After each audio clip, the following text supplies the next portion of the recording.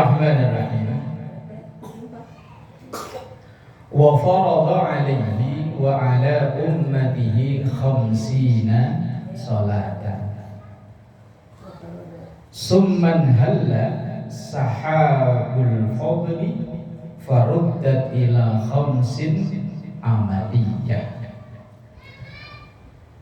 Ini masih berkisah tentang Isra dan Mi'rajnya Nabi Muhammad sallallahu alaihi wasallam. Sebelum Rasulullah mendapat perintah untuk sholat 5 waktu, ketika Rasulullah langsung berjumpa dengan Allah, dialog yang ada adalah yang kita baca ketika tahiyat atau tasyahud. Ketika Rasulullah langsung melihat Allah, Rasulullah berucap at-tahiyyatul mubarakatus sholawatut thayyibatu lillah.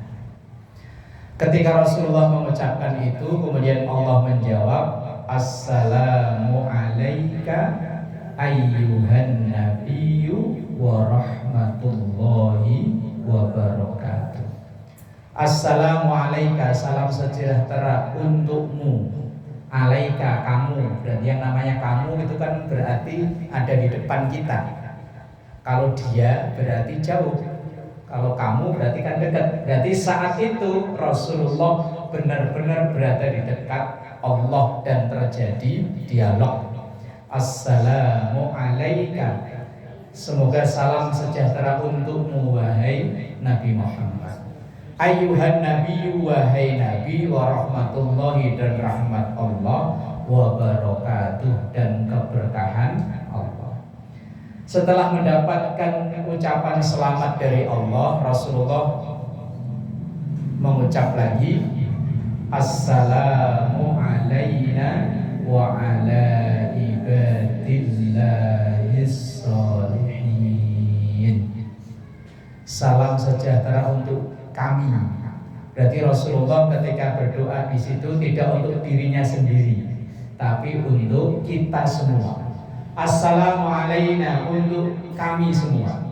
Wa ala ibadillah, dan untuk hamba-hamba Allah as-sholihin, yang soleh.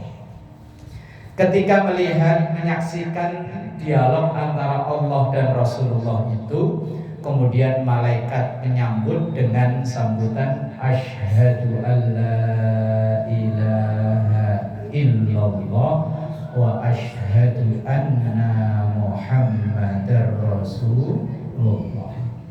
Nah, syahadat itu kan sampai di sini. Sebelumnya syahadat tahiyat itu kan sampai cuma di situ. Kemudian selanjutnya itu adalah salawat, udah rukun lain.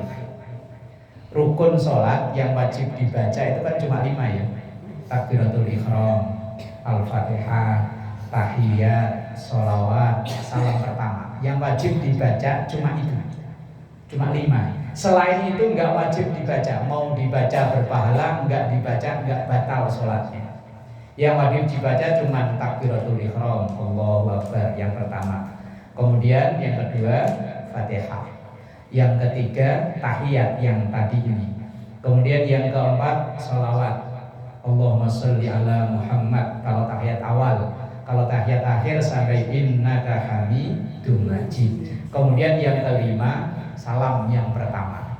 Setelah salam pertama, sholat sudah yang wajib selesai. Kok seandainya begitu assalamualaikum warahmatullah, perut udah gak nahan, anginnya keluar, udah sah sholatnya. Tapi kalau baru mau salam pertama kok angin keburu keluar, misalnya innaka hamidum majid, baru kok sini batal sholatnya.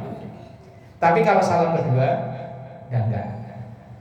Makanya kadang dulu di kampung itu saking pengen tarawih itu ngebut, salamnya cuma satu, assalamualaikum warahmatullahi, langsung bilalnya sholat jamiah, berdiri lagi. Saking pengen ngebutnya. Dulu waktu di kampung begitu udah di Jakarta sholat tarawih agak nyantai, balik ke kampung ikut sholat tarawih ke mos-mosan juga. Padahal dulu waktu zaman sekolah mah demen yang dicari yang terawih cepet. Asal nanya, di musola kamu gimana terawihnya? Sampai jam sekian. Wah jangan, nanya lagi, muter. Terawihnya muter. Keterusan sampai sekarang terawihnya muter. Nah, yang wajib dibaca cuma 5 itu, dan ini ada doa, ya sekaligus doa, yaitu ketika ada salah seorang sahabat Rasulullah Shallallahu Alaihi Wasallam mengadu tentang kesulitan ekonominya. Pokoknya agak sulit lah, gelarnya SE, susah ekonomi atau sulit ekonomi. Ngadu pada Rasul, ya Rasul, kehidupan saya kok begini, nyari kerjaan kok susah, dagang ya enggak hasil-hasil, gimana ya Rasul. Kemudian sama Rasulullah dikasih ijazah, ketika engkau masuk rumah habis bepergian, misalnya pulang ngaji, pulang dari pasar, pulang dari mana-mana, ucapkan salam.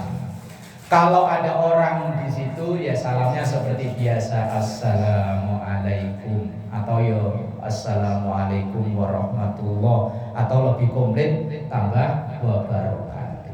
Tapi kalau tidak ada orang, wong kita tahu suami kerja, anak-anak sekolah, kunci kita yang bawa, kan nggak ada orang, kecuali ada tamu tak diundang masuk lewat plafon, maling ini.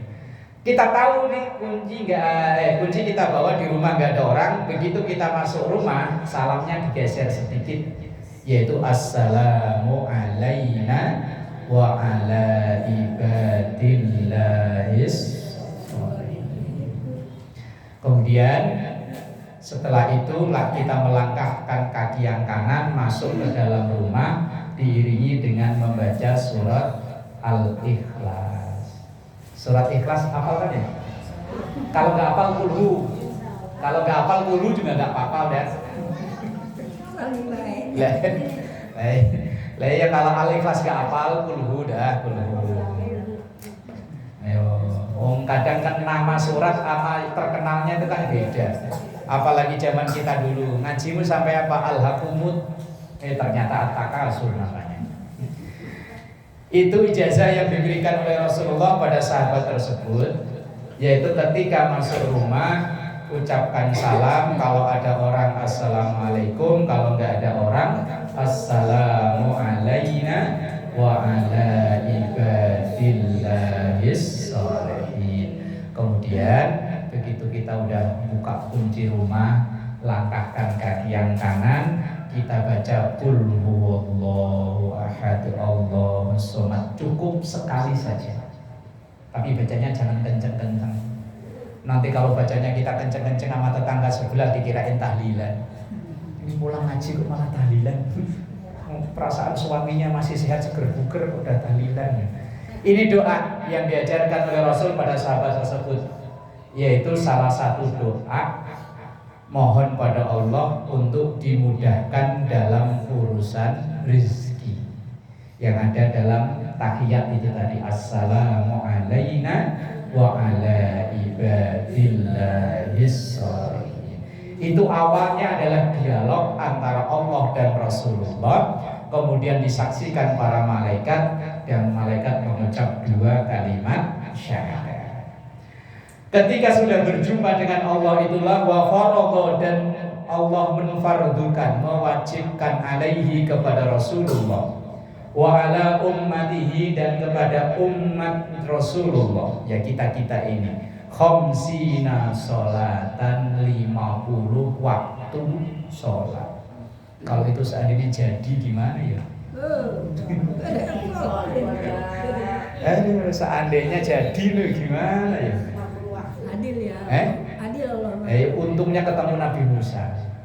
Ketika Rasulullah itu kan ibarat nabi, ibarat orang, kalau orang belanja nggak nawar, pokoknya dikasih segitu. Begitu balik pulang, kan kemarin kan waktu di awal-awal langit satu berjumpa dengan ini, langit ini berjumpa dengan ini. Ketika ke langit yang keberapa berjumpa dengan Nabi Musa itu? 6 ya. Ketika langit ke-6 ketemu Nabi Musa lagi, ditanya, kalau bahasa kita pakai bahasa sehari-hari, Mat, dapat oleh-oleh apa, Mat? Ini diperintah sholat 50 umatmu kecil-kecil nggak bakalan kuat.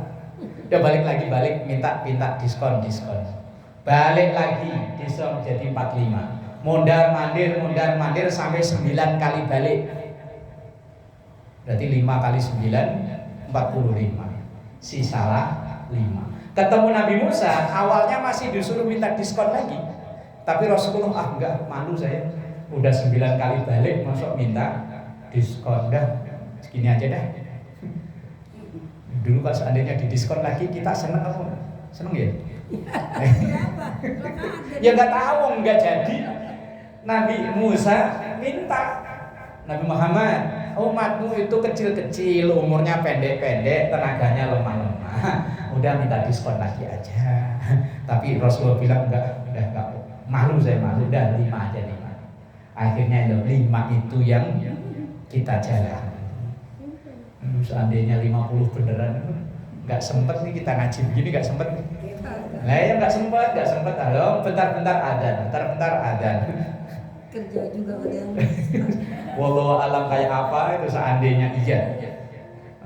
Makanya kalau sekarang kok ada ibu-ibu belanja nawar, itu udah diajari nama Nabi Musa. Nabi Musa itu kan Rasulullah kan yang ngajarin nawar kan Nabi Musa. Lah umat Nabi Muhammad kok pinter nawar. Oh berarti dulu sanatnya gurunya Nabi Musa. Dari 50 sampai tinggal 5. Wah teman, tapi yang pinter mak ya. bukan nawar. Oh kangkung udah diikat aja masih ditawar ya. Tapi kadang yang jualan ya kebangetan. Bukan begini. Saya pernah ngalamin begini. Waktu istri hamil pertama belanja daster di pasar Koja situ. Waktu belum dibangun kayak begitu dulu. Nah kata istri, bang yang ini berapa? Itu abangnya saya masih ingat betul, buka harga 125. Dalam batin saya paling istri nawar 80, 90. Enggak, istri saya nawarnya 35. Wih sadis. Saya tahu kebangetan amat nawarnya. Biarin, kalau dikasih syukur, nggak dikasih ya udah. Ya Allah. Begitu pergi enggak dapat neng, kalau 35 dah 60. Ya udah deh. Itu istri saya pergi dipanggil, neng tambahin deh. Kenanya 45. Ya Allah, dari 125 ke 45.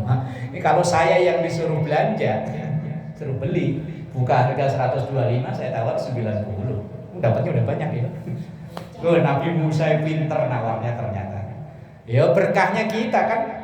Coba dulu kalau nggak ditawar sama Nabi Musa, babak belur. 5 aja ya Allah. Kadang masih banyak yang nawar kok ya. Banyak yang masih nawar. Kadang yo malah belas. Sholatnya setahun 2 kali, nungguin sidul, Idul Fitri sama Idul Adha. Sholat subuh yo kadang lewat, zuhur sibuk, asar sibuk, maghrib udah di jalan, isya udah ketiduran, yes. Padahal sholat itu yang paling awal nanti dihisab. Awwalu ma yuhasabu bihil abdu yaumal qiyamah as-shalah. Yang pertama kali nanti dari amal kita yang mungkin banyak ini, yang pertama kali dikoreksi sholat. Wa in soluhat sairu amali, wa in fasadat sairu amali. Kalau sholatnya bagus, yang lain ke bawah bagus. Tapi kalau sholatnya rusak, ya ke bawah rusak. Dan istimewanya sholat dibanding dengan ibadah yang lain. Kalau ibadah yang lain dulu perintahnya melalui perantaraan malaikat Jibril, turun SK-nya di bumi. Zakat, puasa, haji yang biayanya gede itu turun SK-nya ke bumi. Tetapi ketika perintah sholat nggak melalui perantaraan, langsung Rasulullah dipanggil untuk menghadap. Itu betapa pentingnya sholat. Itu logikanya begini. Misalnya ibu kalau mau mengasih surat undangan, misalnya undangan rapat RT atau undangan syukuran, kita berani nitip ke anak-anak, berani kan ya? Neng tolong dong anterin ke rumah Bu Haji, anterin ke rumah Bu RT. Tapi coba kalau itu surat tanah, berani nggak kita untuk nganterin nyuruh bocah? Nggak berani kan? Nggak berani. Itu sama kayak tadi ibadah-ibadah yang lain, itu perintahnya Allah nyuruh malaikat. Malaikat, nih sampaiin ke umat Nabi Muhammad kalau Ramadan suruh puasa. Nih sampaiin ke umat Nabi Muhammad kalau bulan Dzulhijjah yang punya duit berangkat haji yang mampu. Tapi kalau sholat enggak, langsung yang menerima dipanggil. Ini saking pentingnya sholat. Sama-sama surat, kalau cuma undangan tadi lewat bocah berani kita. Tapi kalau surat tanah langsung yang terima dipanggil, nggak bisa lewat pos. Kita ngambil BPKB juga bisa lewat ini, langsung orangnya datang. Saking pentingnya. Itu sholat ya begitu. Saking pentingnya. Summan halla sahabul fadli faruddat ila khamsin amaliyah. Kemudian tercurahlah awan anugerahnya, artinya kemurahan Allah yang dulunya 50 faruddat ila khamsin, maka dikembalikan hanya sampai menjadi 5 waktu. Tapi walaha, sholat yang 5 waktu itu ajrul khamsina, seakan-akan pahalanya sama dengan sholat yang 50 waktu. Tapi kalau mau dihitung-hitung, kita sholat sehari itu ya banyak juga ya. Yang wajib memang 5, tapi yang sunnah qobliyah ba'diyah tambah macem-macem. Kalau dihitung-hitung 50 rakaat lebih ya. Insya Allah ya, apalagi Ramadan ya. Apalagi yang terawihnya 23. Belum nanti malamnya, belum nanti wis duha macem-macem. Ya, tapi yang wajib cuma 5.